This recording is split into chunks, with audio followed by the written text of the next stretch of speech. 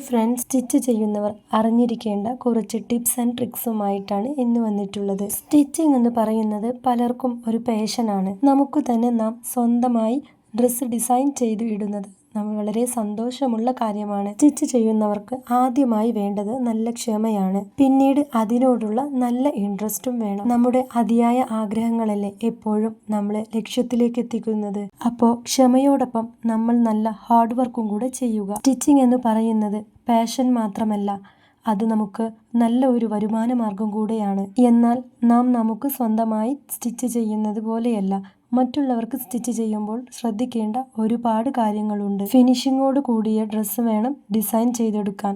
നമ്മുടെ കസ്റ്റമേഴ്സിനെ ഒരിക്കലും വേദനിപ്പിക്കാനോ വിഷമിപ്പിക്കാനോ നാം പാടില്ല. കാരണം അവരാണ് നമുക്ക് വീണ്ടും വീണ്ടും ഓർഡർ തരുന്നത്. എത്ര സമയമെടുത്താണ് നിങ്ങൾ സ്റ്റിച്ച് ചെയ്യുന്നത് എന്നതിലല്ല കാര്യം. നല്ല പെർഫെക്ഷനോട് കൂടി നിങ്ങൾ സ്റ്റിച്ച് ചെയ്ത് കൊടുക്കുകയാണെങ്കിൽ വീണ്ടും വീണ്ടും ആ കസ്റ്റമറിന് നമുക്ക് ലഭ്യമാവും. അപ്പോൾ ആ കണ്ടിന്യൂറ്റി നഷ്ടപ്പെടുത്താതെ തന്നെ നമ്മൾ സ്റ്റിച്ച് ചെയ്ത് കൊടുക്കാൻ ശ്രമിക്കുക. ചുളിഞ്ഞ ഡ്രസ്സാണ് നമുക്ക് കിട്ടുന്നതെങ്കിൽ അതിനെ നന്നായി പ്രസ് ചെയ്യുകയും അയൺ ചെയ്യുകയും ചെയ്യാൻ മറക്കരുത്. കാരണം മെഷർമെൻറ്റ് മാർക്ക് ചെയ്യുമ്പോൾ തെറ്റിപ്പോവാതിരിക്കാനും നല്ല പെർഫെക്ഷനോട് കൂടി തന്നെ നമ്മുടെ ഫാബ്രിക് ഡിസൈൻ ചെയ്തെടുക്കാനും ഇത് ഹെൽപ്ഫുൾ ആയിരിക്കും.